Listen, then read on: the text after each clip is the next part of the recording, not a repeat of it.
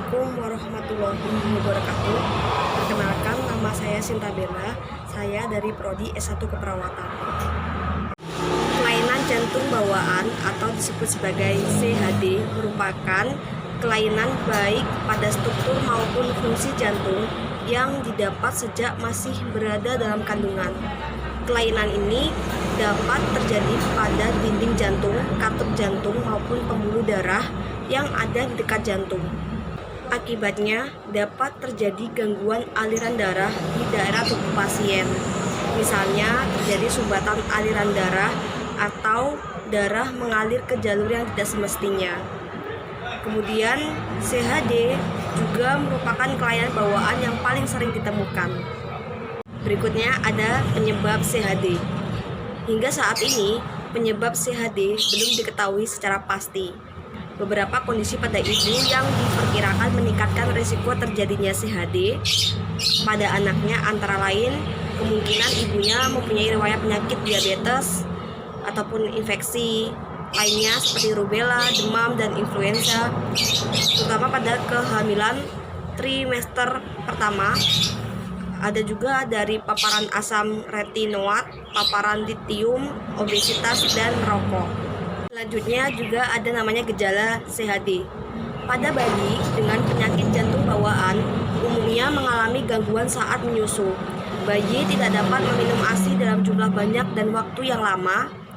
Di sini bayinya mengalami tersendat-sendat atau berhenti sejenak. Kemudian bayi banyak berkeringat terutama di bagian dahi saat meminum ASI.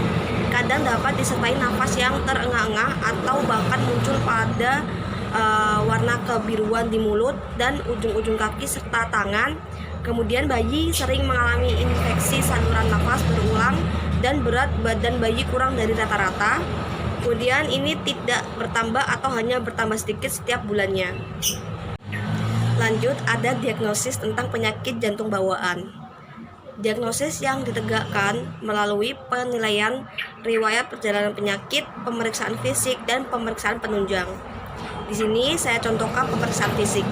Dokter dapat mendeteksi bermacam-macam kelainan bergantung dari jenis jantung bawaan itu tadi. Misalnya berat badan dan tinggi badan yang tidak sesuai usia, perbedaan tekanan darah antara kedua tangan dan kaki, kemudian denyut jantung yang cepat, sesak nafas, suara jantung yang tidak normal, ataupun bisa jadi dari pembesaran liver ya. Kemudian ada juga untuk membantu menegakkan diagnosis, dokter akan melakukan beberapa pemeriksaan penunjang seperti elektrokardiografi, foto rongsen dada, dan ekokardiografi. Kemudian secara umum penyakit jantung bawaan dapat diklasifikasikan menjadi dua, yaitu sianotik dan asianotik.